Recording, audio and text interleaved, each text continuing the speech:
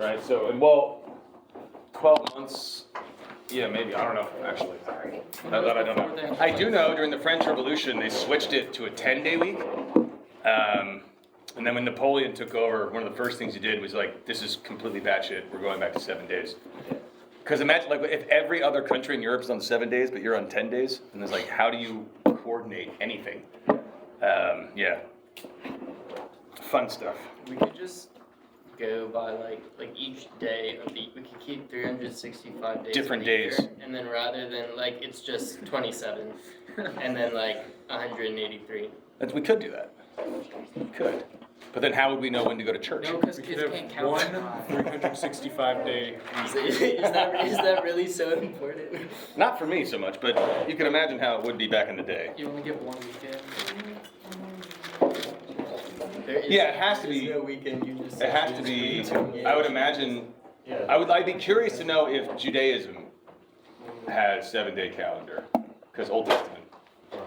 I don't know, I'm just curious. I'd be curious to know like when that happens. But obviously it's biblical. Well, yeah, they have 6 the days. Sabbath. Yeah, Dr. Logan, it is.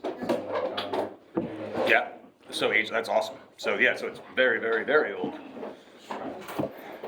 Interesting. Okay. Desserts. Oh yeah, that's right. Good. Okay. The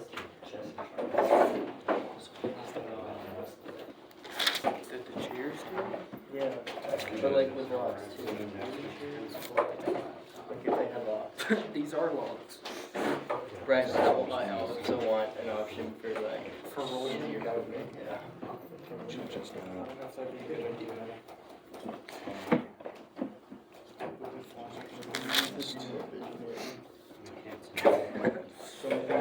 Don't think of the problems, think of the opportunities.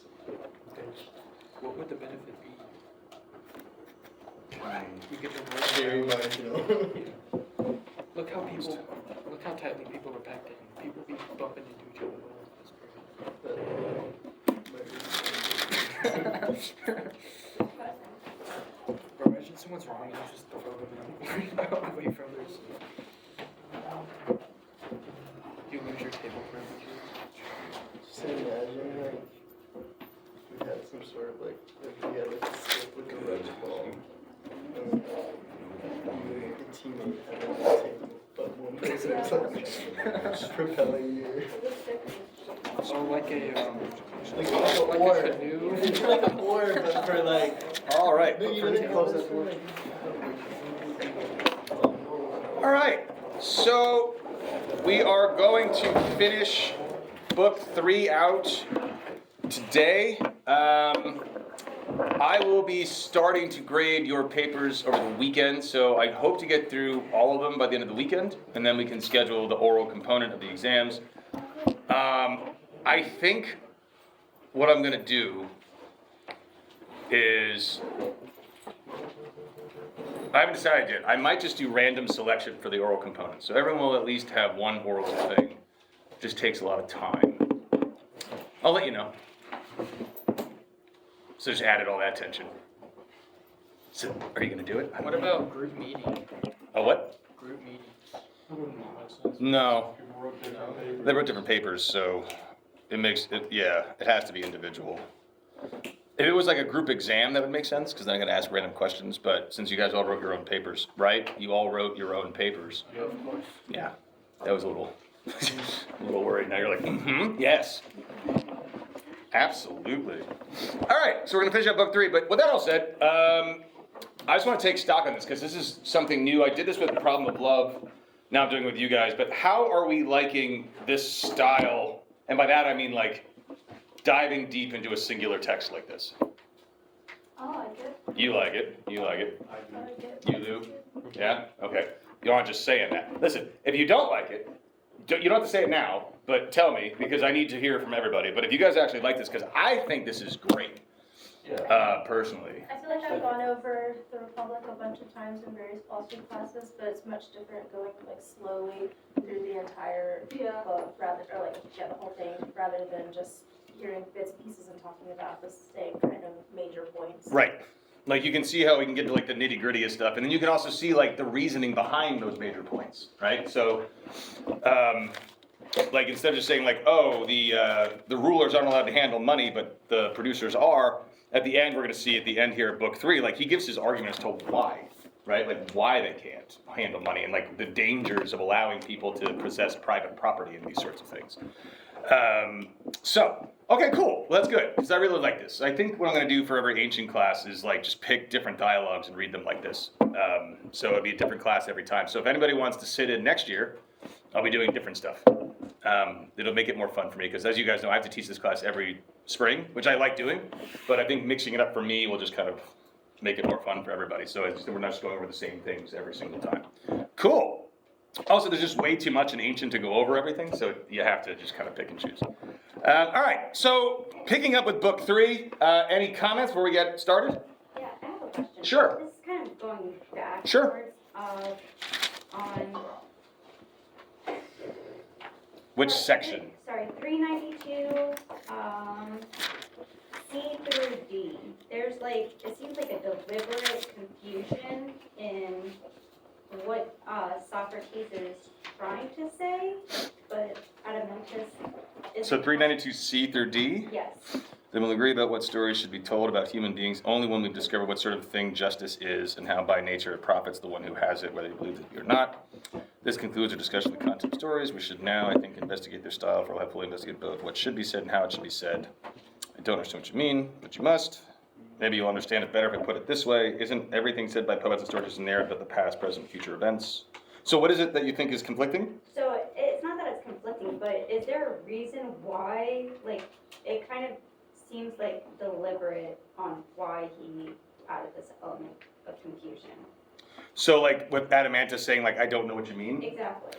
Yeah, I mean, this happens quite a bit, where he'll say, and in fact, in the sections we're gonna go over today, he'll have, I think Glaucon, or I forget which one he's saying it to.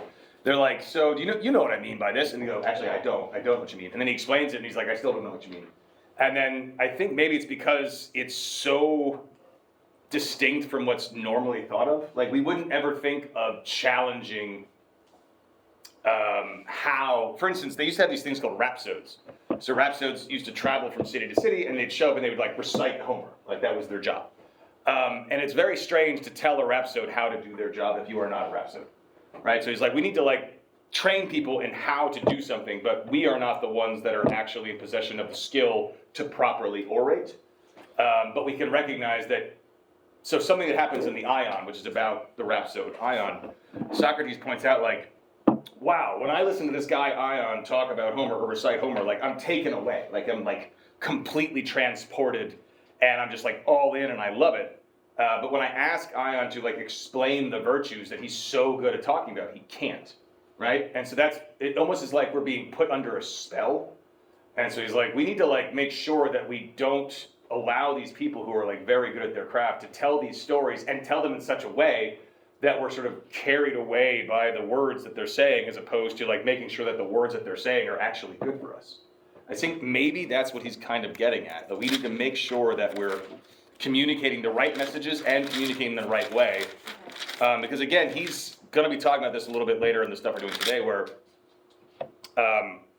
how things are delivered and the way in which we hear things can affect our souls in very profound ways, and we want to like safeguard ourselves against that. So that there's no room for interpretation unless, Right. okay. Yep. Exactly. Does that make sense? Good. Anybody else? Okay. So we're picking up at 402. They're still diving into like the education of the guardians, and he starts talking about. So this is gonna be like right before 403. He says, therefore, if someone's soul has a fine and beautiful character and his body matches it in beauty and thus in harmony with it, so that both share in the same pattern, wouldn't that be the most beautiful sight for anyone who has eyes to see, right? And isn't what is most beautiful also most lovable? And a musical person would love such people most of all, but he wouldn't love anyone who lacked harmony, blah, blah, blah. And then he says, I gather that you love or have loved such a boy yourself, and I agree with you. Tell me this, however, is excessive pleasure compatible with moderation? How can it be? Since it drives one mad just as much as pain does. Do you think that's true? Do you think that excessive pleasure can drive one mad as much as excessive pain does? Yeah. Yeah. Okay, give me an example. I don't know if you guys have ever had a kidney stone before. I have. Right. And you can't think straight. Like, it's so painful that you are completely shut down. Like, you're basically screaming at people, right? You have no control over your thoughts anymore. You're in so much pain. Did anyone here go to the wing thing to Jump Topics last year? We're doing that again, by the way. Me, Dr. Eaton, Dr. Ransom, the three of us are back up there. For those that missed it last year, you write in philosophy questions you want us to answer, and we eat progressively hotter buffalo wings. And as there's a video of me like explaining what's happening while it's happening, and it's what I realize is like when you're in pain, it's really hard to lie because you can't think straight enough to maintain the lie. So the only thing you can say basically is the truth.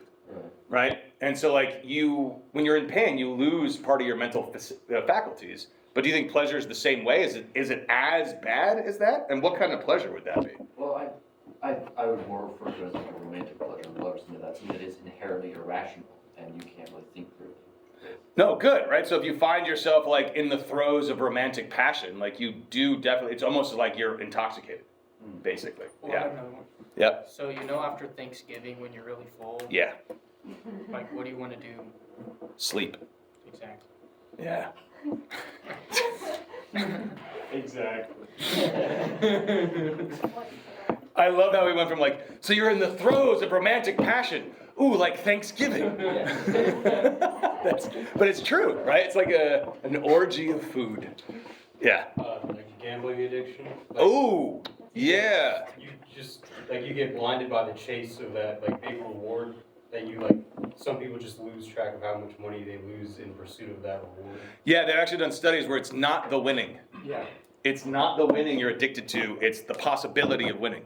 So people have more dopamine going through their brain when they've got money on the table than they do if they hit the win. The win becomes more of a relief, basically. The dopamine release happens before they find out the result. And Right. It's the same whether or not they win or lose. Exactly. Yep. Although I will say this, I hit Keno for $1,600 one time. I was pretty excited about that. That was a $20 ticket. It was pretty great. Yeah. Okay. So moving on from that then. He says, what about with the rest of virtue? No, well then, is it compatible with violence and licentiousness? Very much so. And if you read it all, this might have been a bit of a shock to you. He says, can you think of a greater or keener pleasure than sexual pleasure? I can't, or a madder one either. But the right kind of love is by nature the love of order and beauty that has been moderated by education, music, and poetry, etc. Talking about licentiousness, sexual pleasure can't come into it. Then he says, then sexual pleasure mustn't come into it, and the lover and the boy he loves must have no share in it if they are to love and to be loved in the right way. By God, no, Socrates, it mustn't come into it. It seems then that you'll lay it down as a law in the city we've established that if a lover can persuade a boy to let him, then he may kiss him, be with him, and touch him, as a father would a son, for the sake of what is fine and beautiful. But, turning to the other things, his association with the one he cares about must never seem to go any further than this. Otherwise, he will be reproached as untrained in music and poetry and lacking in appreciation of what is fine and beautiful. That is a very quick paragraph being like, no more pedophilia. Because in ancient Greece, it was actually fairly common. Now, there's a misconception. This is not actual pedophilia. I think it's ebophilia. I could be wrong on that exact word there. But so the Greeks weren't actually attracted to prepubescent children. When they say boy, they don't mean like 6-year-old. They mean like 13, 14, 15, something like that, right? And this was a very, very common practice where you'd have like someone who's like 35, 40, 45 years old being publicly and openly infatuated with a 13-year-old kid. And the parents of that kid, so it was called the Aramenos Erastes relationship. It's very common. And so the parents, like let's say this person was like, I don't know, a sophist, right? Widely respected like Thrasymachus or something. And Thrasymachus takes a shine on this particular boy, and the parents want that boy to learn the art of sophistry. They would basically make their son an apprentice to Thrasymachus, who would then teach them how to argue and then in exchange, they would engage sexually with one another. But there wouldn't be any kind of real penetration. So it would be a kind of a close to, but not really kind of thing. But I just bring it all up because they go through this pretty quick, right? And from our modern lens, it's like, we should probably spend a bit more time like on that. And he's like, yeah, just no man-boy love. And they're like, okay. And it's interesting because for Plato to say this is against the grain. Like, this is a pretty radical proposition to make, that we can no longer have what was considered a very common kind of relationship within Greek culture, which is strange. So Aristotle also does not like these kinds of arrangements, but most people you read, it's glorified, right? So just in case anyone was curious about this quick little pedophile passage, you were right, that's what it's about. Okay. So he then goes into like physical education, and so we have to say that it's not necessarily the case that a good body makes a good soul, but rather the reverse, right? So having a strong soul, a virtuous soul, will lead us towards developing our body in more ways, right? Because if we only exercise our body, but we don't take care of our minds and things like this, we're not guaranteed to actually become virtuous. But if we develop our minds and try to become virtuous, we recognize clearly the value of having a healthy body, right? So I don't know if you know this, but if you are in generally good shape, you work out consistently and eat healthy, your brain works better, right? So you're significantly improved attention, focus, clarity of thought, acuity, etc. And on that note, no drinking to excess. I love this line. This is at 403E. It would be absurd for a guardian to need a guardian. And what he means by that is like, if you get so drunk that you need a babysitter, that would be absurd. Now, in that context, I bring this to your attention. In that context, it's absurd for a guardian to need a guardian. That makes perfect sense, right? It'd be absurd for someone who's a guardian to be so drunk they need a guardian. But that sentence has a double meaning. A question that arises, as we see, the guardians are the ones that rule the city. The guardians are the ones making the laws. The guardians are the ones, as you'll find out, who are in possession of weapons. No one else is allowed to have weapons. The question then becomes, who guards the guardians? You guys ever seen The Watchmen? Or read Watchmen? So it's like, Time Magazine named Watchmen, which is a graphic novel, one of the greatest novels of the 20th century. Right? So it's about a group of superheroes, right? Who are like basically vigilantes. And the question becomes, who watches the Watchmen? Right? How do we make sure that those people who are claiming to protect us are actually protecting us? How do we prevent the guardians from becoming corrupt? Who guards the guardians? And that doesn't mean like who's protecting the guardians from us. It's who makes sure that the guardians are protected from themselves. And so that one throwaway line, it's absurd for a guardian to need a guardian. Yes, he means it here in the context of drink, but he also is going to imply that if a guardian is properly a guardian, it's absurd that we would need to watch them. If we feel compelled to check, to make sure once someone is properly a guardian, that we're worried they're being corrupt, then we haven't educated them properly. Does that make sense to everybody? Okay. So then food, of course, we need to make sure that everyone's eating healthy. And if you go down to 404D, they're just talking about diet and physical training. And he says, indeed, aren't even the other athletes aware that if one's body is to be sound, one must keep away from such things, such as roasted meat, various oils and things like this. They're right to be aware of it. And if you think that, then it seems you don't approve of the Syracusan cuisine or of Sicilian-style dishes. I do not. Then you also object to Corinthian girlfriends for men who are to be in good physical condition. Absolutely. What about the reputed delights of Attic pastries? I want to point out something. So a Corinthian girlfriend is not a dish. A Corinthian girlfriend is a sex worker. So he's like, yeah, we can't eat Sicilian-style food or Syracusan food. We can't have roasted meats. We cannot allow the men to engage with sexual workers. And also those desserts we're having are terrible. It's like, where the fuck did that come from? Like, why is that there? And they're like, yeah, of course. It's almost like he just threw that in there real quick. It's like, wait, what? So just all these little gems I love. These little, like, why is that even there? Yeah. Mhm. So, wasn't Socrates like fat? He's not necessarily fat. No, he's ugly as hell. But they don't really talk. He's probably got like a beer belly. Why? Oh, are you saying Socrates wouldn't quite fit the bill? Yeah. No, definitely not. Socrates, well, here's the thing about Socrates. He's 72, right? So he wouldn't be expected to have the same standard of physical, like the rigorous training and all this stuff, because he's 72 years old. But when Socrates was younger, he was in the military, he's in the army, and there's a lot of stories of his like gallantry and bravery on the battlefield. So Alcibiades, for instance, had fallen in battle and was like, this guy had his axe up and was about to like cut his head off. And all of a sudden Socrates out of nowhere just like throws his sword in between it, blocks the axe, and then kills the guy. And then apparently just like stares at Alcibiades and winks at him. So Socrates was apparently a bit of a badass back in the day. And so he would have been doing all this stuff. But Socrates also drinks to excess, right? So Socrates is like listing things we shouldn't allow while all the while partaking in all these things quite often.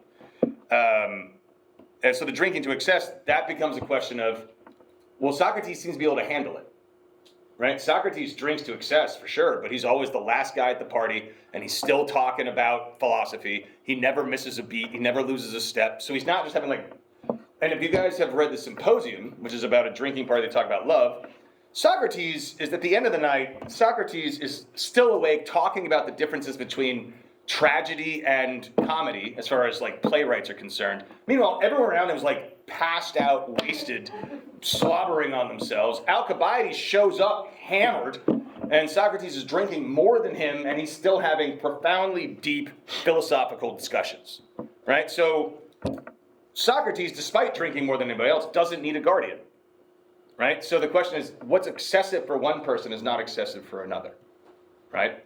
So if I can handle 6 beers, but if you have 1 beer, you pass out, right? That's something that you have to take into consideration for yourself. But yeah, good question though. So Socrates wouldn't be allowed in the Republic for a wide range of reasons, right? We're having somebody who's questioning all these things, at least on the surface. On a surface reading of the Republic, Socrates would not be allowed in. We'll get there eventually, but I'll explain why I think that Socrates actually would be a guardian, despite the appearances to the contrary, but we'll get there. Okay, at 4:05, he says, and as licentiousness and disease breed in the city. So basically, he's like, look, if we allow people to just run around and engage in sex with sex workers all the time, and we just let them eat desserts constantly and all this bad food, they're going to get sick. There's going to be diseases everywhere. People are going to develop like illnesses from eating bad foods. And what happens when people get sick all the time? You need more hospitals, right? And you need more laws because we need to prevent these sorts of things from happening. So he basically says at 4:05, like, if you want to take a pulse on the virtue of a city, find out how many hospitals and laws they have. The more laws and hospitals they have, the worse shape that city is in. Because if everybody ate super healthy diets, we wouldn't need as many hospitals. Because we wouldn't have people getting sick all the time. And if we had a bunch of virtuous people just doing the right thing because they understand what the right thing is, we don't need that many laws. Why are laws here? To force people to do the right thing.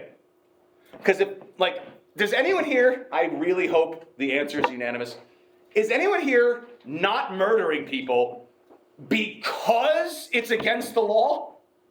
Like, is that the thing holding you back? You're like, if it wasn't for that pesky law, I'd be murdering people left and right. At times. At times. That's a little scary. But it's like, no, I don't want to murder people because there's this show on Netflix called Afterlife. Sorry, you guys know who Ricky Gervais is? So he's an atheist in real life, but he's also an atheist in the show. And someone comes up to him in the show, it's like a workplace, and they're like, so you're an atheist? And he's like, yeah. He's like, well, how come you're not out there murdering and raping people? And he goes, because I don't want to. Like, is the only reason you're not murdering people because God said not to? Is that the reason? Because that's horrifying. And so Plato's basically saying, like, if we had a bunch of virtuous people, we wouldn't need laws because everybody would just do the right thing all the time. So the more laws there are, the worse that city is. Because if you make a law for it, that means somebody did it. You ever walk into like a bathroom in a restaurant and there's some crazy sign like, don't wash your child in the urinal? Oh, have you seen the one? I've seen that sign. The one, seen the one in Newton that's like, don't pee in the floor drain? I did not see that one. But the thing is, that sign then, don't pee in the floor drain, that means not only did someone do it, but someone got caught doing it, which then necessitated the sign. Right? I did see a restaurant with a McDonald's that don't wash your baby or don't change your baby's diaper in the urinal. And I was like, what the fuck, man? That's just, the dad just like, yeah. I was gonna say, there's a law in Georgia that says it's illegal to wear bulletproof vests while committing violent crime. And, I'll remember that. like, yeah, you know what, you're right, I was gonna do it, but it's illegal to wear that, so I changed my mind. Exactly. If I can't wear the vest, I'm not going to go through with it. It's just, exactly. Right. So that means, like, anytime there's a law for it, that means people are doing these things. We need to prevent them from doing it, which just shows you, like, how sick a city actually is. What do you guys think of that? Is that right? Or even the hospital one? Is that right? Yeah. I Yeah. think conceptually it's pretty accurate, but also in reality, I don't think it quite plays out that way because you could have very few hospitals and laws, and it's just chaos and a lot of dead people. And it's not. You could have a lot of hospitals and laws, and it'd be chaos and death. You could not have. Fewer. Fewer, okay. Yeah. Having fewer each doesn't necessarily mean that that city is healthier. In fact, it could mean the opposite because they require those facilities but don't have them, but don't make them. So I guess Plato would say, yeah, I see what you're saying, but I guess he would say, like, if there are fewer hospitals and laws and it's chaos, what's the solution? To make more, right? So maybe not just having, but also requiring more, whether or not we have the means to do it. But if you have a city that's just functioning properly and there's like one hospital. By the way, if you get actually really sick, do not go to Statesboro Hospital. Just go to Savannah. A buddy of mine had intestinal cancer, and they were supposed to just remove the little piece. And when they went in there, they're like, we had to take out like 3 feet. And he was like, we had to? And turns out they did not have to, it was just the doctor kind of screwed up. So, yeah, and that's not the only story I've heard about that hospital. So, like, if you like have the flu, go ahead. But if you have like something serious, just tell the ambulance driver, Savannah, I'll pay the cost. So, any other thoughts on this? Yeah. So, think about how like all the good hospitals are in Atlanta or Savannah. Yep.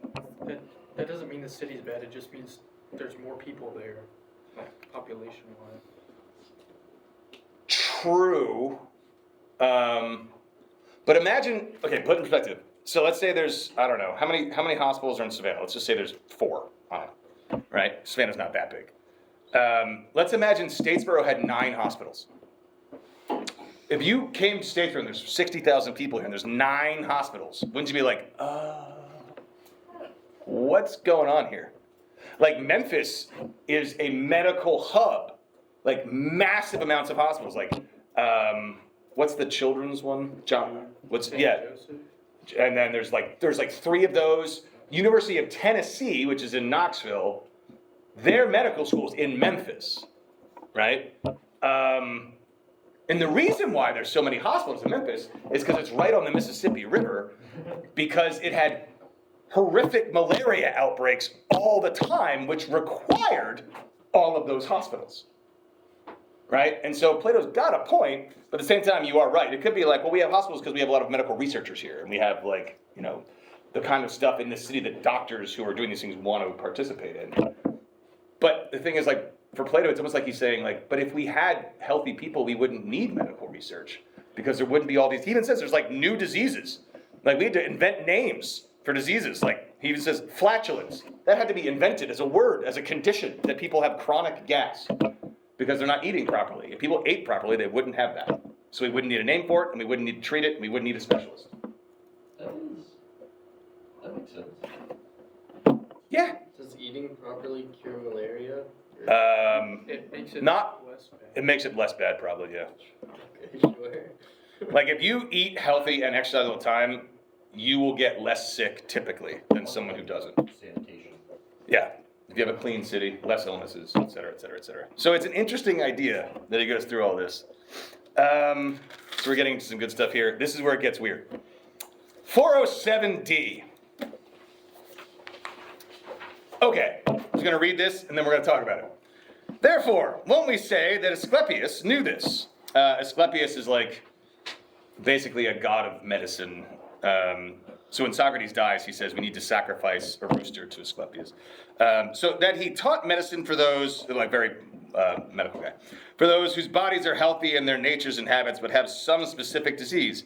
His medicine is for these people with these habits. He cured them of their disease with drugs or surgery and then ordered them to live their usual life as to not harm the city's affairs. So in other words, what he's talking about here are like people who are like important people in the city, like carpenters or workers who get sick and they don't have the time to like take days off to rest. They have to get right back into the swing of it. So we're going to cure them, perform surgery, do whatever we can to get them back in the workforce. But for those whose bodies were riddled with disease, he didn't attempt to prescribe a regimen, drawing off a little here and pouring in a little there, in order to make their life a prolonged misery and enable them to produce offspring in all probability like themselves. He didn't think that he should treat someone who couldn't live a normal life, since such a person would be of no profit, either to himself or the city. What he just said was, don't treat the infirm. If somebody has a disease that is going to end up causing them to be a burden on society, we should let them die.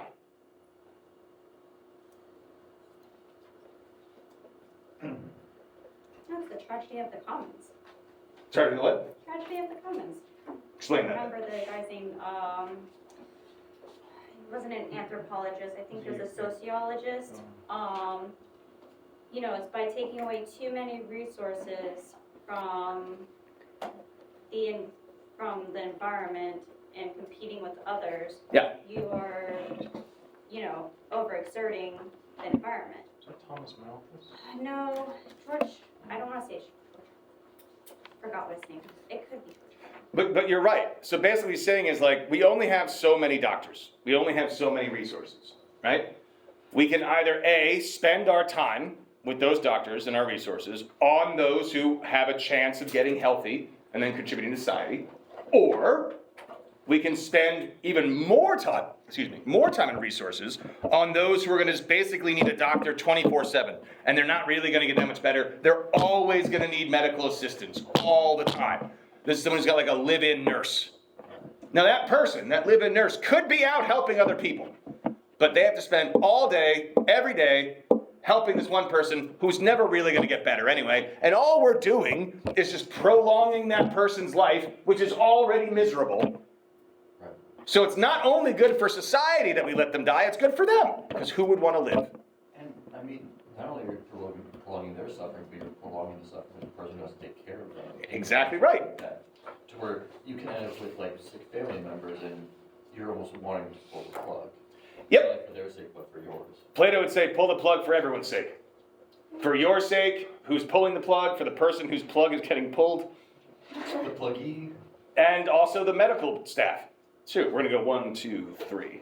I guess, like, determining what kind of life is miserable, I don't think you can be the judge of somebody else's life. Like, in some circumstances, it'd be really easy to look at, you know, someone who is in a hospital, isn't gonna be able to walk, move ever, and for us, for our perspective of, you know, being able to move, to say, oh my gosh, that's miserable. But, like, unless you're in their shoes, I feel like if they're saying, this is miserable, I hate this, I don't want to be here, but, like, I don't think the person who's not in that situation has the right to determine that. Why not?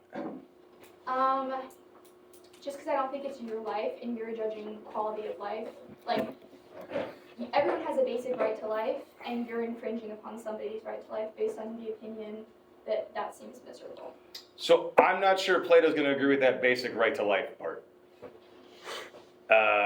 Later on, and I'm not sure, right? But there's a way of reading it. Because here it doesn't seem like he's saying that at all, obviously. So like this idea that we have from modern Ireland saying like everyone has a basic right to life, he doesn't seem to think that, because there's another angle. He'd probably come in and say something like, yeah, but this person, because they're never going to get any better, what about, as you were saying, what about the lives of those who have to take care of them now? Like, aren't they sacrificing aspects of their life to care for somebody who's never going to be able to return that to them or to society? Is the caretaker in this situation like a paid worker? Is It's a like doctor. family member? It's a doctor, because they need like medical care. So wouldn't you kind of argue that they're going to constantly be taking care of somebody regardless of who it is? The difference would be there's only so many doctors to go around. And so if we say, well, like this person, let's say someone got like 3rd-degree burns over their entire body, right? So they need constant care, bandages changed, everything all the time, just constant pain and suffering. Because that doctor has to do that all the time, there's other people with like lesser injuries that could have been healed and they could have got back out there, but they don't get treated now because we have to spend all of our time on this more severe case. But it's like, instead of looking at it that way, we would have said like, let them die, and we fix these people and they can go on their way and actually live productive lives. Very like utilitarian. It's very utilitarian, right? Yeah, good point though, yeah. You hear stories from nurses a lot talking about people, like families who, like you have like an old person who they have medical issues and they're like, I want you to bring them back every time. And the nurses are like, you're hurting them. Please get rid of this, let them have to not resuscitate. They're like, no, bring grandma back. I don't care how many ribs you have to bring. Oh my God. You hear nurses talk about that all the time. Also, I took human anatomy in high school, and one of our first assignments was to act like the people who do organ transplants. We got a list of people and like their names, what they have, their quality of life, could they pay for it, and we had to like order them to be like, who gets to be first on the list for this life-saving thing. That was a high school assignment? Yeah, that was our first Holy assignment shit. in class. This is in 10th grade. Wow. Who got it first? I don't remember. Oh. You know, but it's probably going to be the person who's middle-aged, who has a likelihood of success, who could pay for it. Stuff like that is how you order them. Yeah, weird. Yeah, my first real girlfriend, so senior in high school, college, like serious, she had a heart transplant when she was 17. And I just bring this up because it was like the one thing that she thought was really weird is she always hated peanut butter. And then after the transplant, all she wanted was peanut butter. And then the kid, so it was a kid who got hit by a bus. That's how she got the heart. And the mom wanted to come listen to the heart, right, of her son. And then she was just talking to her, and then my ex-girlfriend was like, yeah, and it's weird, like, because she started eating peanut butter, and she's like, you like peanut butter? She's like, I used to hate peanut butter. All I want to eat now is peanut butter. And she's like, that was my son's favorite food. Yeah, And I was like, that's just creepy. I don't want to know that. There's a That's lot of research going into that of people being like, I think organs hold more yeah, than we think. exactly right. It's weird.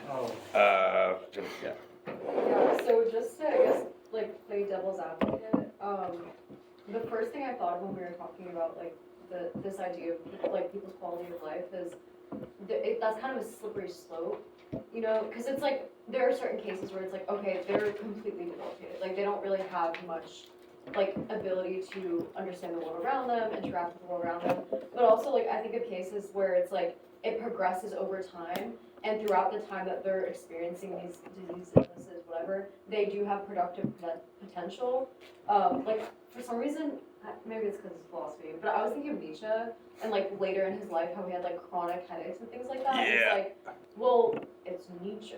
Like in the city, would he be looked at as like, too bad? You know what I mean? Like if it got progressively worse, like would you just kind of like let that go? And then also, if you're talking about like not treating diseases and stuff like that, you're limiting research potential. So you're limiting the strength of your society as a whole because you're like severe cases of illnesses or disease or injury and stuff like that. You're not researching it and coming up with solutions. So if these things become like larger issues later on, you don't have the resilience to deal with it.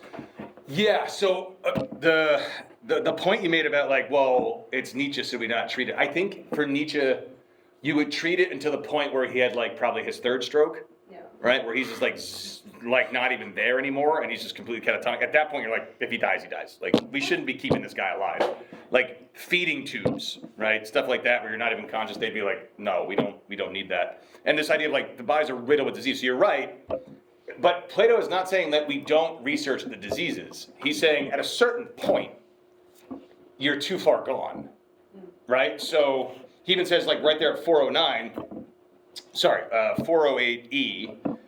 he says, the cleverest doctors are those who, in addition to learning the craft, have had contact with the greatest number of very sick bodies and from childhood on, have themselves experienced every illness, and aren't very healthy by nature, for they don't treat bodies with their bodies, I suppose. In other words, because these doctors are surrounding themselves with diseases, they get sick all the time, right? But because they not only see it, but they've experienced it, doctors, it's almost like they have to become infected by the thing they're fighting in order to fully understand it. Now he's using that as, he juxtaposes that against like judges, where he's like, but judges shouldn't be infected by injustice to judge injustice. But I bring that up because he's saying like, no, the best doctors are surrounded by illness and they do research it. But at a certain point, you can research it, and then say like, okay, I need to spend my time saving this person because you're gonna die, but they might not. So it's like it's not all the way in, but I see your point. It's like, well, how do we know? Where's that like threshold, Yeah, but then you start running the problem. You're like, oh, well, it becomes like an ethical issue because it's like, all right, well, I'm going to research this like super advanced form of this disease because it might help me get a cure. Now, at the cost of helping these people over here who could still be helped, but they can you like help that with having more hospitals? Like if he's talking about like you should have less hospitals, it's like, well, right. if you're talking about resources, limited resources. True, but I was going to say like, where do we draw the line? Yeah. So if the argument is we need to research these extraordinarily advanced diseases in order to figure out what the cures are, why wait for the disease to show up on its own? Just don't let it. No, I'm saying like we can infect people on purpose. Oh. Yeah. Like if we want to research leprosy, just give people leprosy. Which one? I don't know, just pick them. So the argument, like, and this becomes a question like with like the Nazis and the Japanese in World War II, they both did this, and Americans did this too. It was syphilis, right? Yeah, they gave in the Tuskegee experiment, they were giving men syphilis on purpose, and other diseases too. And the Nazis performed horrific medical experiments on Jews. They would bring them up in airplanes without any breathing apparatus to see how high in the altitude you get to before you start suffocating, basically, or freezing to death. Or they would plunge people down into the water really, really, really, really deep, and then they would bring them up really, really, really fast, which gives you a condition called the bends, basically. And they were trying to see how fast they could come up without causing the bends. The Japanese would perform vivisections while you were alive. That's where they cut you open from here to here and splay you. And they're like, how long does it take to die after we just take out the spleen? Oh, interesting. The thing is, we learned a lot medically. And so the question is like, at what point do we, when you make an argument, I see your point. I just thought I'd push that back a little and say like, yes, it's important to research these advanced stages of the disease because we might get a cure, but you might be opening the door for at what cost? Because if we do that, we're not treating this person. You're right, we could have more hospitals, but now we're taking people away from other positions because we have to fill the hospitals because we're performing research. I mean, I'm with you. I think the more we learn, but Plato seems to be saying like, we're going to be affecting the lives of others. And so if we're like, well, these people don't matter because the disease is like, well, we might as well just really learn about the disease. And then it can open the door to like this pretty horrific stuff. But yeah. I've got to remember for Plato, he doesn't say this yet, but the city is going to be like a 50,000 person contained unit. So more hospitals, the people are going to have their roles. So we keep building hospitals, you run into that problem where he's going to say we're not running an efficient system because we shouldn't be working on this in the first place. I see your point, though. It is a good point. One thing I want to say, and then we'll get over here, is Plato is probably really inspired by Sparta here. So in Sparta, if you were a citizen, you were a soldier. That's just, everybody was. And that's how they were able to conquer everything, because unlike everybody else, like Athens, Lesbos, or like even the Macedonians for a while, they eventually became militaristic. But in Sparta, all citizens were soldiers, and you were a soldier from like birth on. And so if a baby boy was born, and that kid was infirm in any way at all. Like they had a wheeze when they were breathing, or they were slightly premature. What you had to do then was the parents had to take the kid, and then they'd go to the top of this one particular cliff and just, and they'd throw, it's called the purge. So they would throw the infirm child over the cliff and kill it, because we can't have any weak links in the system. So when we say like everyone has a right to life, an argument against that from Sparta would be like, if we allow a weak link in the chain, other people will die. And no one person's life is worth multiple people dying. We lose the battle, we lose Sparta. So like that person's life is not worth it because A, they can't fit into the system anyway because the system is so built up on the physicality and the militaristic aspects of it. And if you're a weak person, you can't be a good soldier, therefore you're just out. And B, you're actually weakening the whole. So for them, it's all about the whole, not the individual. And so if allowing an individual to live weakens the whole, that's not good practice. At what point do we say they're actually doing more damage? Like, and it's not even about them, it's about us. That's what Plato's coming at. So it's really, these are really tough questions that like we still have to ask. Like, in other words, is involuntary euthanasia ever ethically acceptable? Can we ever be in a position to say that person's life is not worth living? Not only for them, but also for those that would have to take care of them. So there are diseases, and this is sort of what Plato's getting at here. Do you guys know what Huntington Wolff's is? Okay. It's really, really, really awful. Like extraordinary pain, lack of control of your body. It's just, and it's deteriorating, like it's just degenerative illness, and it's just really, really, really awful. Most people who get that disease kill themselves. Right? So if you knew that your child, let's say they're like 1, got it, has it, do we kill them to save them from all that pain? Because if we don't, you are saying, I am not going to kill you, and because I can, but I don't, I am now responsible for all of the incessant suffering that you will no doubt experience. Well, no. Because the kid wouldn't have been able to live any other way. So if they didn't exist at all, is that worse than them existing some, but in a bad state? And some people would say it's worse to live. And so I have my former brother-in-law? Wait, what's it called when it's your cousin's ex-husband? Your cousin's ex-husband. Your cousin's, yeah, it's your cousin's ex-husband. He suffers cluster headaches. Do you guys know what those are? It's like a migraine times 100. And he gets them 4 days a week. It's about 16 hours a pop. It's the most excruciating pain. Like 99% of people who get these kill themselves. And it's just completely debilitating. He can't do anything. He said to me in casual conversation, which means he's thought about it so much that he doesn't realize how extreme what he said is. He goes, yeah, if I didn't have kids, I would have killed myself a long time ago. And now his kids are getting to like be 18, 19 years old, and we're just kind of waiting for a phone call. Right? So for him, if I knew my child had that, and there's no cure, by the way. They can snip nerves, and sometimes that helps, but it didn't for him. So that's just forever now. If your kid had that, you knew that your kid was going to be just 4 days a week, the worst migraine you ever experienced, every single week. Is it not mercy to kill them? Because that's sort of what Plato's saying. You had a point, yeah. And then we'll get into that. Well, I was going to say, gynecology was also built off the backs of black slaves as well.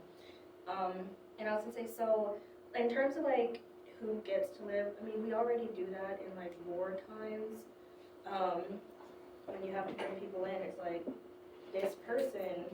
I saw someone was talking about it. I forget what they did, but there are different codes that they have, where it's like green, yellow, red, or black. And black is like if this person's gonna die, and there's nothing we can do to help them. So, like in military hospitals, you mean? Yeah, I don't know what they did. It was something like that. I don't know if it was military. I can't remember. But they have like a code where it's like this person is labeled black. It's like, you know, I can't help you, it would be a waste of resources to help you. It's like, we already do that.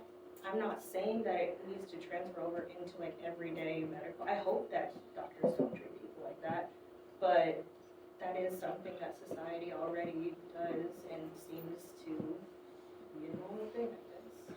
Yeah, and the question is, it's different. So for Plato, it's we don't have the resources, right?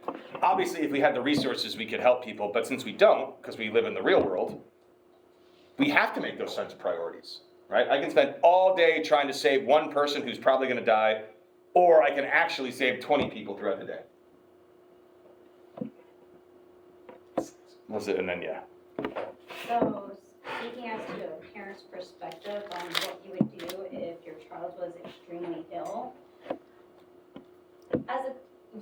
ideally you would want to say that you wouldn't want your child to suffer. That is one of the most excruciating things to witness, is to see someone you love so much in that much pain. Right.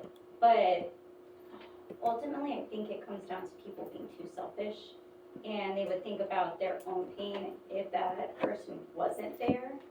Because I mean, Oh, I see. that's one of the most unbearable worst case scenarios that you can imagine, is the death of your child before you. I have nightmares about that shit, and it's a crippling fear. Right. But then there's that other argument is, you're responsible for that human being, so that's going to become your life, just caring for them all the time, even as they get older, because they won't be able to care for themselves. So would you kill them out of mercy, or would you kill them out of your own self-interest? Which, it's very contradicting. Yeah, and I think Plato's argument would be, it's not just your own self-interest, because that's part of it, but it's also in the best interest of society. Because look, if we have a very regimented society where everyone's doing the thing they're best at, if you have a child that is born that requires 24/7 around-the-clock care, that's taking you out of the workforce. Now, we're down a farmer, which means we're gonna have less food, and everybody suffers. And this person that we kept alive is suffering. So what's the rational argument? It's only sentiment that's keeping this person alive, and we need to get beyond, Plato thinks, that individualistic selfishness, because we're not even helping this person at all. It's extreme what he's getting at, and you can see why people are like, "Ew." But is he wrong? Is the question. It's a really, really important question. So you can see Plato is raising these points. This is in 400 BC, basically, when he's writing this. And these are very relevant ones. We're gonna go 1, 2, yeah. Well, to bring it back to the cluster headaches and Yeah. you knowing your child is gonna have that for the rest of their life. Granted, I don't have a child, so I can't connect on that aspect, but what I can connect on is my mom's I forgot the acronym, it's either CNA or CRN. Okay. She's a nurse. She takes care of a lot of people who are in hospice and things like that, and I can definitely say from the child of a nurse, she takes emotional aspect on it too. It's not just her labor of being able to be useful somewhere else, but she is actually emotionally afflicted. I remember when, unfortunately, a girl by the name of Anna, she was born with a lot of birth defects, I think she had a 5% chance of living past 10 years, and she actually lived to 25. Okay. So it took a lot of resources. I think she always had to have an air tank with her, and my mom would freak out if she was one less, and I'd have to go drive down to their house, come back, do all the other stuff. But it was an emotional aspect along with the physical labor. So to bring up another point, another morally egregious point, you can say if you have a dog, your dog gets run over, and he's still alive, but all 4 legs are broken. He can barely breathe. He needs an iron lung type thing. Would you want to keep him alive? Or because I feel like it's a little bit more justified to say, okay, I would euthanize him out of morality. With a human body, it does become a little different, but like you said, it's more the sentiment, and like you said, it becomes more of a selfish thing. But if we're looking at it like that, we can see how Plato is right in that aspect. Yeah, so this just happened to my parents. So the last puppy that they got when I still lived at home, so I was, let's see, this dog was 15. And it was blind, had dementia, couldn't really smell anything anymore. And my mom regretted it, but it was like, the doc was like, okay, it's time. And they're like, well, we want one more Christmas. And it was 3 weeks away. And it was just, when I went home, I was like, oh, guys, come on. This is like, and my mom was like, we should have just, but it was too late because now it's Christmas. Like they had to wait till after Christmas. But at a certain point, it's like, we literally say it's the humane thing to do. It's actually immoral to keep a dog alive longer than you should. So what's the difference with people is what Plato is sort of asking. He even says, this is in case anyone wants to work a paper on, at 410, he says, but as for the ones whose bodies are naturally unhealthy, we'll start the whole paragraph. He says, then won't you legislate in our city for the kind of medicine we mentioned and for this kind of judging, so that together, so he's talking about doctors and how they should perform their job, and judges, how they should perform their job. Judges, just for the record, cannot be exposed to injustice. It creates a kind of corruption that they can't ever get out of. And also, the more corrupt we are, the more unjust we are, the more we falsely believe ourselves to be clever than not, right? So an example I came up with would be something like, drug users probably think that their drug dealers are very clever people. And drug dealers probably think that they're smarter than anyone that they're selling drugs to, right? Because they're like, why would you get involved in this bullshit? But I'm smarter than all this. And someone who's not a drug dealer or a drug user, but is like actually a virtuous person, are going to be like, you guys are both idiots, right? And only when I have that purity can I clearly see that. So building from that, he says, so we'll have this kind of judging and medicine, so that together they'll look after those who are naturally well endowed in body and soul. But as for the ones whose bodies are naturally unhealthy or whose souls are incurably evil, won't they let the former die of their own accord, and here it is, and put the latter to death? So remember I told you in the laws, like if we only use the death penalty when absolutely necessary, he's saying that these people are incurably evil. So we have to put them to death. You will die, you will be put to death if you are incurably corrupt. And then they kind of jump over the rest of it, which leaves that wide open, because what does that even mean? Yes, you had a point. Yes. Back to the farmer's comment you made, like if somebody's taking care of somebody else, they're out of society to like, produce food or whatever. Mm-hmm. But if someone was to like kill somebody they loved for the other person's sake, like say they fall into like a deep depression that causes sickness for them, like what does that really say? Because, grief is different for everybody. Not everybody's gonna take it for like a year or a month. So it's like they're out of society too. So is that like a cycle? Yeah, good. So it could be like, well, they're going to be kind of out of commission anyway, because now they're just incurably or inconsolably sad, basically, right? So they're not going to be productive either. Good. I think Plato would probably say what we talked about kind of last time, if you remember, where he's like, yeah, well, we won't educate our citizens to see death as a bad thing, right? So we won't educate our citizens to be so attached to their family members that the death of that family member results in them weeping and wailing in the streets. Remember, he's talking about how we can't allow our citizens to behave this way, right? So we'll indoctrinate people into seeing death as something that's positive. So we could say, and we kind of do that, right? When we're trying to console people, we're like, oh, they're in a better place, right? All we're trying to do is we're trying to change their frame of mind so that they see what happened as something good, right? So you'll actually be conditioned to, when it comes time to, like, let's say use the dog example. So like, yeah, that's gonna be a sad day, right? No matter what you're gonna do, but like, you console yourself by saying, but they were in a lot of pain, right? So it's better that they're gone than still here suffering. And some people have just been conditioned to not be able to handle that properly, and that's an issue, right? He's not gonna say like, for Plato, he's like, he wants to eradicate that kind of over-the-top emotional grief and response because it's really counterproductive, and he sees it as kind of foolish. So, but recognizing that it does happen, he's going to educate us so that we don't do it. It's a really good point, though, because it seems like, well, it's like a catch-22, right? You're either going to be taking care of them or you're going to be so sad that you can't work either way. He's going to say, this one we can fix. This person we can't. So that one's a practical problem. This one is like, that's on you, and you need to like kind of get your shit together, basically, is what he's basically saying. It's a really good point, though. Yeah. Do you have a comment on that? Yeah. Okay, so there are two things.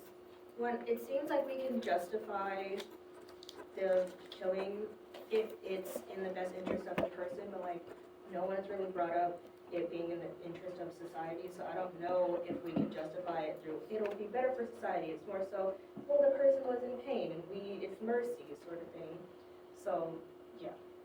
Also, I don't know if this is too far off topic, but I was like, what's their point? I don't know. But your point made me think about grief, and I was like, is grief selfish? Would you say that grief is selfish? For Plato, it's selfish if it ends up causing an issue for your role that you're playing in society.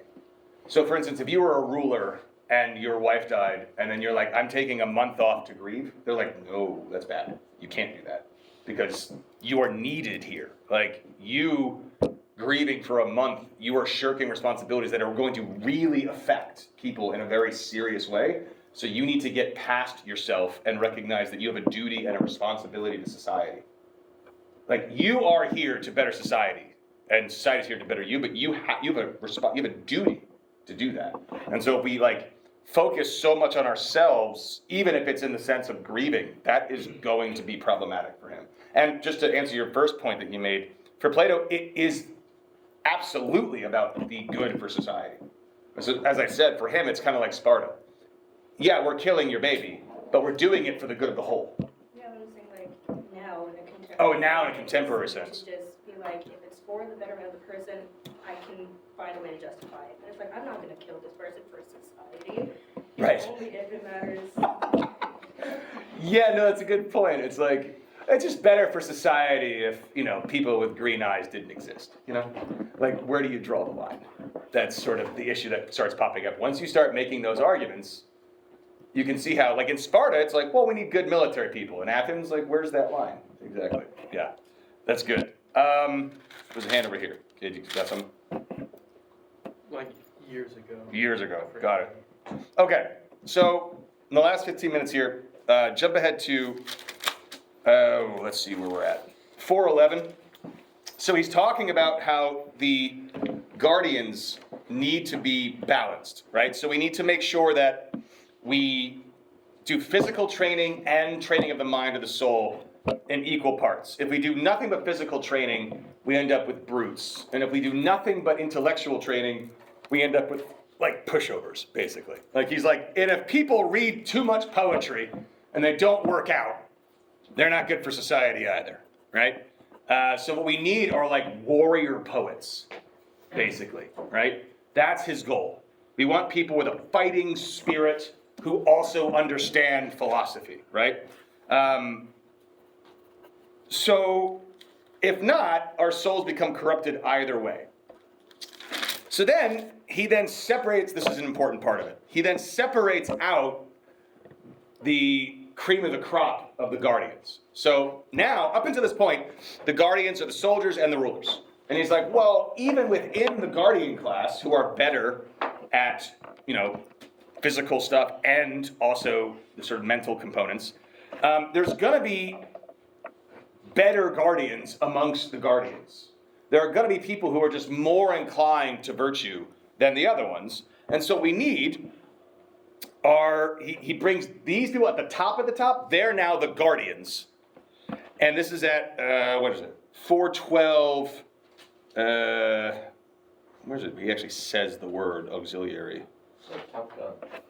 It's like Top Gun. It is exactly like Top Gun. Okay, there it is. I was wrong. It's 414b. He said, then isn't it truly most correct to call these people, so the top of the top, complete guardians, since they will guard against external enemies and internal friends, so that the one will lack the power and the other the desire to harm the city. The young people we've hitherto called guardians will now call auxiliaries and supporters of the guardians' convictions. So basically, we now have a separate group. We have the guardians, who are the rulers, who are the most virtuous amongst us. And then there's the auxiliaries. Those are held in reserve, basically. They're going to be the soldiers. They're going to be the military, the army. And right before that, at 413E into 414, he's like, in order to figure out who the best of the best actually are, just like Top Gun, we have to test them. And so how do we test people? So read this section here at 413E, a little above it. Then we must also set up a competition for the third way in which people are deprived of their convictions, namely magic. Like those who lead cults into noise and tumult to see if they're afraid, we must expose our young people to fears and pleasures, testing them more thoroughly than gold is tested by fire. If someone is hard to put under a spell, when he says spell and magic, what he's talking about is like rhetoric and persuasion, right? So like, if we think you're going to be a good politician, a good leader, and then we show you a flat earth video, and you're like, I don't know, sounds about right, we're like, you're not allowed to lead. Like, you shouldn't have been convinced by that, right? So if they're easy to put under a spell, if someone's able to like give a speech and all of a sudden you're like rah that person just like that. But if they're hard to put under spell, is apparently gracious in everything, is a good guardian of himself and the music and poetry he has learned, and if he always shows himself to be rhythmical and harmonious, then he is the best person both for himself and for the city. Anyone who is tested in this way as a child, youth, and an adult, and always comes out of it untainted, is to be made a ruler as well as a guardian. He is to be honored in life and to receive after his death the most prized tombs and memorials. But anyone who fails to prove himself in this way is to be rejected. It seems to me, Glaucon, that rulers and guardians must be selected and appointed in such way as this, though we provided only a general pattern and not the exact details. So basically, he's like, to actually qualify as a ruler, you have to be tested at every level of your life, as a child, as a young adult, as an adult, consistently tested all the time, tempted all the time. Like, we are literally going to place the greatest pleasures we can imagine in front of you, right in front of you. Constantly. We're going to show you people having a grand old time taking Molly and going to raves. You have to stand in the middle of the rave, but you're not allowed to take the drugs, but we're offering them to you constantly. Right? Sending you to brothels, doing all these things, having drinking parties around you, testing you over and over and over again, and the only ones that qualify to be rulers are the ones that never succumb, ever. Who never, ever fall to temptation. Yeah. So earlier, Socrates is like, we can't allow poets in our city because they're just going to bring like stupid shit around. Yes. Like they're going to tempt everyone else, and it's going to be bad ideas. Yes. And then we're also going to bring these bad ideas and show them to our guardians. Yes. So if they fail those temptations, wouldn't they just bring those bad ideas into the city, and that defeats the purpose? Yeah, it's a problem. Okay. Yeah. So we're not going to expose them to necessarily all the poetry. But we can still tempt them with things. Because remember, he's not saying we outlaw alcohol. We still have drinking parties, because to not have drinking parties is crazy. But we're not, anyone who drinks to excess, anyone who can't control themselves even when they're drinking, that's a problem. There are certain things that are too dangerous to expose people to. That would be like the kind of poetry he's talking about. But there's going to be parties, there's going to be all kinds of things in society. There's going to be money. Right, so one of the things he talks about, like right after this, is why we can't let them handle money or own private property. Right, it's extraordinarily tempting to like buy luxurious things and to own luxurious things, and we're gonna like parade that stuff around people. Now the problem is why we need that in society still is because as corrupting as those things can be, they're not as dangerous as the kind of ideas. They're just objects. And some people really like gold, shiny things. So those kinds of people, we'll let them have those things. But the really good people that be ruling, they can't be interested in that sort of stuff. Basically, it's like the lower class people, because they are. He never calls them lower class, but the way that he's describing the problems and that's what they're into, he is kind of making disparaging omissions, we'll say. They just really like gold, shiny stuff, and we're like, well, we'll make it have that stuff, right? But we're going, yeah. So this leads to I know we got like 8 minutes, so this leads to what's known as the official noble lie. He says, how then could we devise one of those useful falsehoods? This is at 414C. How then can we devise one of those useful falsehoods we were talking about a while ago? One noble falsehood that would, in the best case, persuade even the rulers, but if that's not possible, then the others in the city. What new falsehood? And he's basically saying, how do we convince people that not only are certain people more inclined or more suited for positions of ruling and others not? And this has become known as the myth of the metals, right? So starting at 4:15, he basically says, everyone in the city here are brothers, we'll say to you in telling our story. But the God who made you mixed some gold into those who are adequately equipped to rule because they are the most valuable. He put silver in those who are auxiliaries and iron and bronze in the farmers and other craftsmen. For the most part, you will produce children like yourselves. But because you are all related, a silver child will occasionally be born from a golden parent and vice versa, and all the others from each other. So the first and most important command from the gods to the rulers is that there is nothing that they must guard better or watch more carefully than the mixture of metals in the souls of the next generation. If an offspring of theirs be found to have a mixture of iron and bronze, they must not pity him in any way, but they must give him the rank appropriate to his nature and drive him out to join the craftsmen and the farmers. Drive him out and join the craftsmen and the farmers.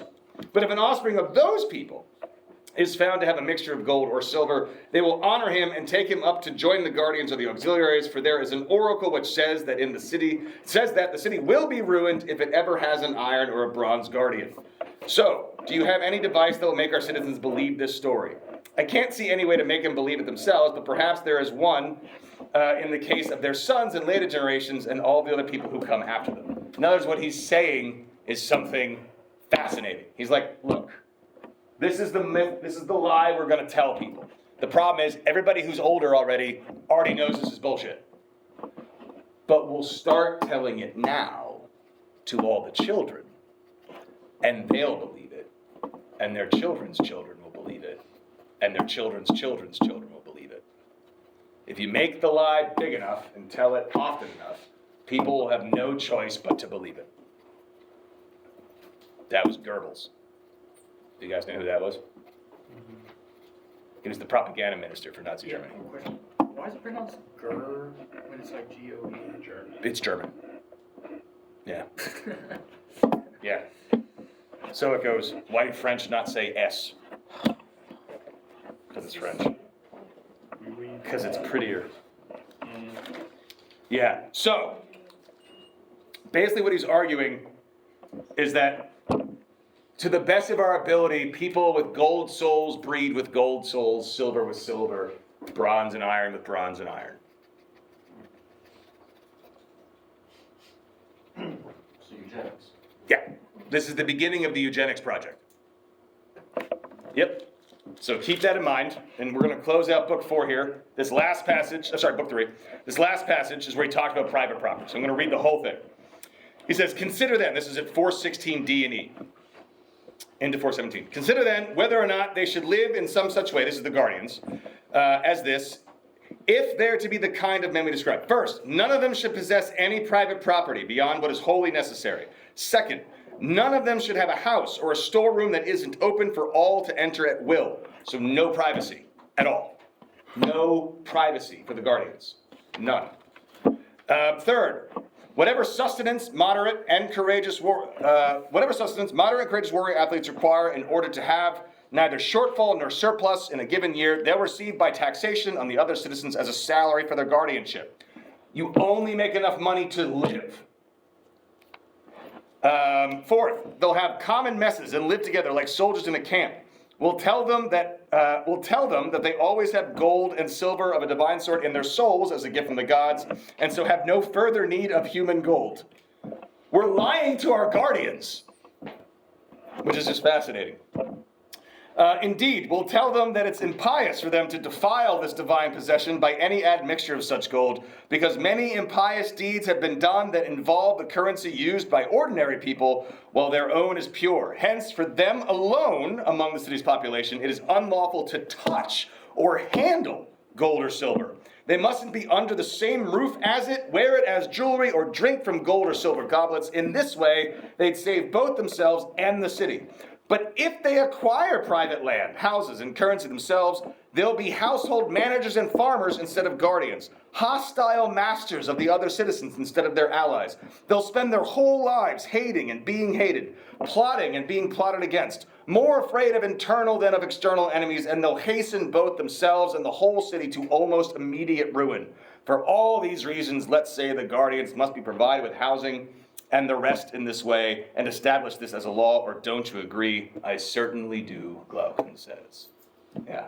That's book 2, when he's talking about it would be worse to be just and have hate you. Isn't that right? It would be worse to be To be just and have everyone hate you. what Glaucon's saying. I feel like this is more like the sword of Damocles. So what he's basically saying here is, by acquiring private property and money and all these things, you will no doubt become an unjust person, and everybody will hate you. And you will hate everybody else, and everybody will be afraid of you, and you will be afraid of everybody else. You're constantly worried about all the things that people could take from you. Oh, I see. And so by allowing you private property, you are necessarily going to corrupt your soul. What Plato is arguing for here is basically the evils of capitalism in 400 BCE. Yes. So regular people have private property because they don't have the dispositions to recognize, they couldn't become guardians anyway, and they want those sorts of things. And so for ordinary people, we're like, yes, you can have private property, you can own stuff. But they also can't have any weapons, so they couldn't actually, and they can't make laws. So even though they can have private property, they can't make laws that allow them to keep in more private property. Does that make sense? Yes? Earlier when you said guardians. Guys, hang on. Good. Guardians can't have guardians. Isn't like the noble lie kind of just like the overarching Yeah. guardian?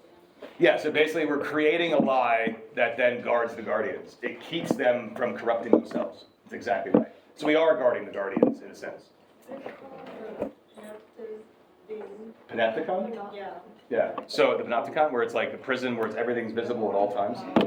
Yeah, so complete and total transparency. That one line where they must have, whatever living residence they have, has to be open to all at any times. Means you cannot have any privacy, nothing is done in secret, because anyone can walk in whenever and knows everything. So think about that, and whether or not that's a good system or not. I know, it gets pretty extreme, and it keeps getting more extreme as we go.